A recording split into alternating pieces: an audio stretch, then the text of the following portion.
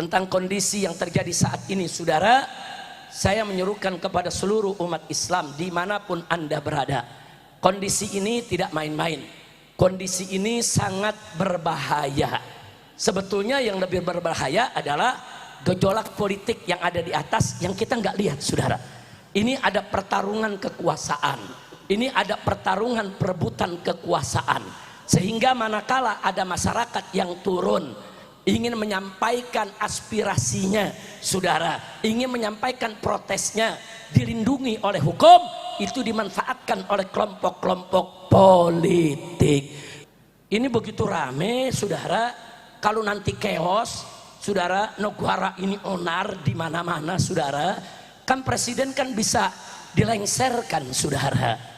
Bisa jadi yang bikin ribut yang kebelet pengen jadi presiden. Yang kebelet ada yang punya kekuatan, ada yang nggak punya kekuatan. Yang kebelet punya kekuatan duit atau kekuatan massa, nah mereka yang ingin goyang negeri ini. Akhirnya rakyat dikorbankan. Kurang ajar tidak? Kalian mau berebut kuasa, berebut politik, urusan kalian. Tapi jangan lupa, kita punya konstitusi, kita punya undang-undang dasar, kita punya aturan. Berebutlah kekuasaan sesuai konstitusi yang ada, betul? Jangan dengan cara-cara licik, cara-cara jahat, apalagi dengan cara-cara mengorbankan rakyat yang tidak berdosa, betul? Kalau Umaro buat aturan sesuai dengan Al-Quran dan As-Sunnah, saudara, sesuai dengan aturan syariat, wajib untuk kita taati. Tapi kalau Umaro membuat aturan yang mencekik rakyat, merusak negara, bertentangan dengan Al-Quran dan As-Sunnah, haram untuk kita taati, saudara.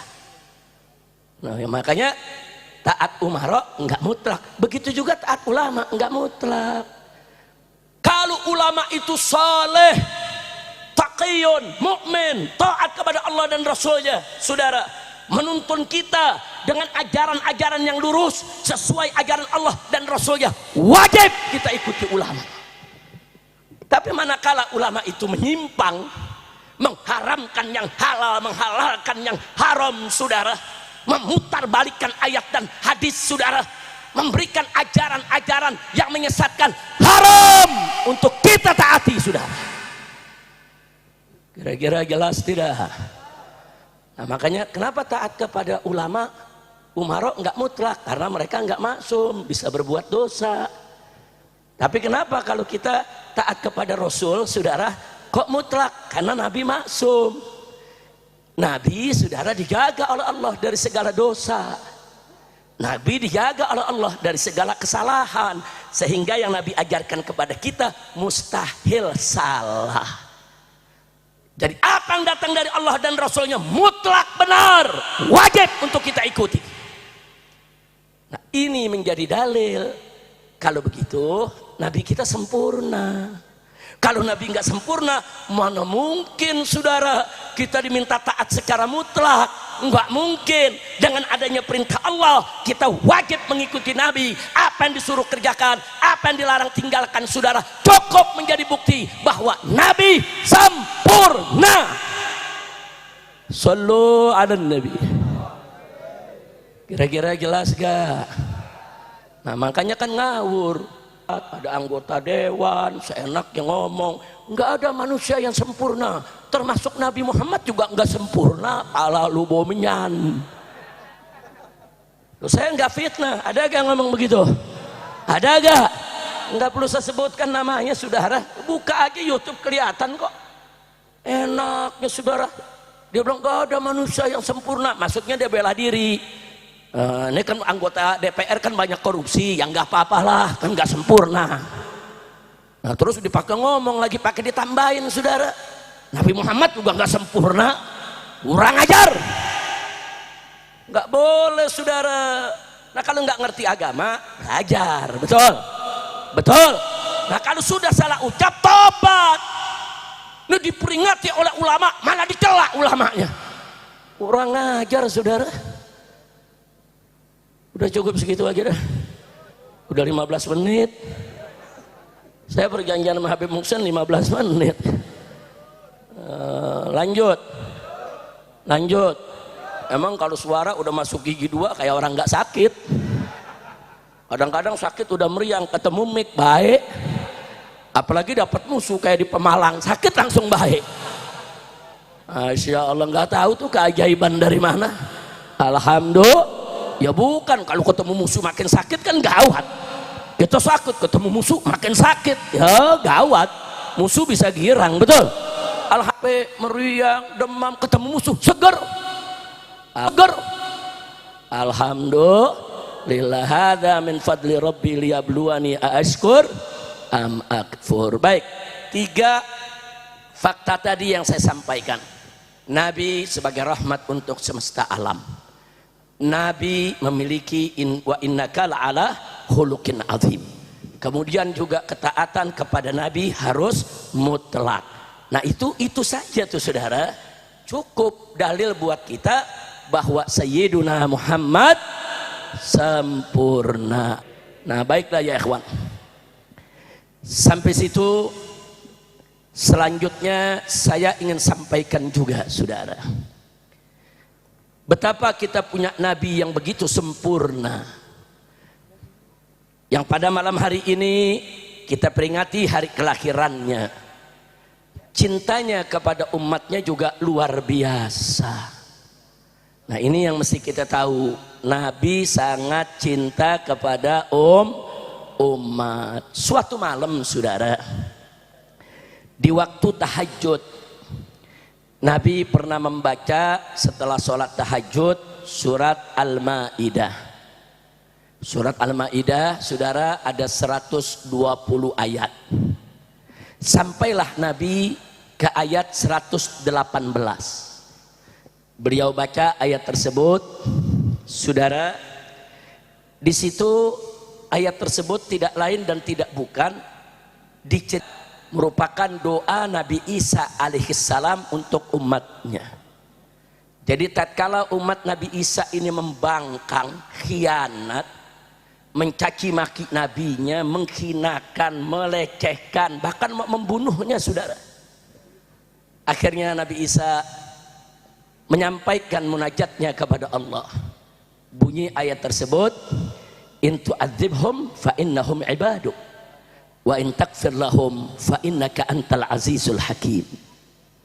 Artinya in tu'adzibhum, ya Allah, kalau kau mau siksa mereka, binasakan itu mereka, fa innahum ibaduk, mereka itu adalah hamba-hambamu. Artinya Allah punya hak, hambanya sendiri mau diapain ke sama Allah? Itu hamba ciptaan Allah saudara, mau diazab ke saudara? Selanjutnya Nabi Isa mengatakan wa in takfir lahum, dan kalau kau mau mengampuni mereka, ya Allah, fa innaka antal azizul hakim, sesungguhnya engkau maha mulia, maha perkasa, lagi maha bijaksana. Nabi berhenti di ayat ini meneteskan air mata saudara. Ar-Rasul alaihi salatu wassalam yaqif ala hadhil ayah wa yabki, nangis saudara. Kenapa Nabi nangis? Karena ayat itu saudara menginformasikan, mengisyaratkan bahwa Nabi Isa sudah lepas tangan dari umatnya. Terserah Allah dah mau diapain aja, terserah Allah. Mau diseksa, mau diampuni, terserah Allah. Nabi nangis saudara. Kenapa? Nabi Isa dikenal yaitu min ulil azmi saudara, minar rusul. Nabi Isa ini termasuk ulul azmi, termasuk salah satu nabi yang punya kesabaran luar biasa. Nabi Isa alaihissalam yang punya kesabaran begitu luar biasa, melihat tingkah laku perilaku daripada umatnya sendiri, lepas tangan, terserah ya Rob. Nabi khawatir kalau nanti umatnya begitu juga saudara. Karena saat itu Nabi sendiri merasakan di kota Mekah bagaimana orang-orang kafir Quraisy nantang Nabi, Muhammad, kalau kau benar ini semua yang kau sampaikan ada ayat dari Allah, turun azab kepada kami, turunkan petir kepada kami, ditantang. Saudara, Nabi nangis. Nabi nggak mau umatnya saudara mengalami seperti umat-umat para nabi terdahulu saudara. Umat Nabi terdahulu kita lihat bagaimana umat Nabi Nuh alaihissalam, umatnya dihantam dengan air bah, habis saudara, kecuali yang beriman yang mengikuti Nabi Nuh. Kemudian kita lihat saudara, bagaimana umat Nabi Lut saudara, dihancurkan itu umatnya akibat perbuatan LGBT. Sodomi hancurkan dengan hujan-hujan batu saudara. Dahsyat umat-umat terdahulu saudara, luar biasa, mendapatkan adab langsung dari Allah Subhanahu wa taala. Dan Nabi nggak mau kalau umatnya mendapatkan itu saudara, walaupun itu yang menentang orang-orang kafir. Lalu malam itu saudara, Nabi meneteskan air mata, mengangkatkan tangan, bermunajat kepada Allah, ya Rabb, ummati, ummati. Ya Allah, umatku, ya Allah, umatku. Nabi mengisyaratkan kepada Allah agar umatnya jangan digituin, agar umatnya diberi kesempatan selalu untuk bertaubat. Sebesar apapun dosa mereka, beri kesempatan, jangan sampai umatnya dibinasakan semua. Nangis. Nah, dalam munajatnya tersebut Nabi ulangi itu ayat tadi, in tu'adzibhum fa innahum ibaduk wa in taghfir lahum fa innaka antal azizul hakim. Nabi berhenti, Nabi nangis, diulangi lagi saudara, nangis lagi Nabi saudara.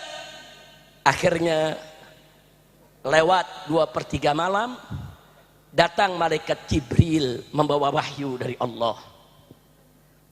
Datang malaikat Jibril alaihi salam menemui kita punya Nabi Sayyiduna Muhammad sallallahu alaihi wasallam. Apa kata malaikat Jibril? Absyir ya Muhammad, terimalah kabar gembira wahai Muhammad.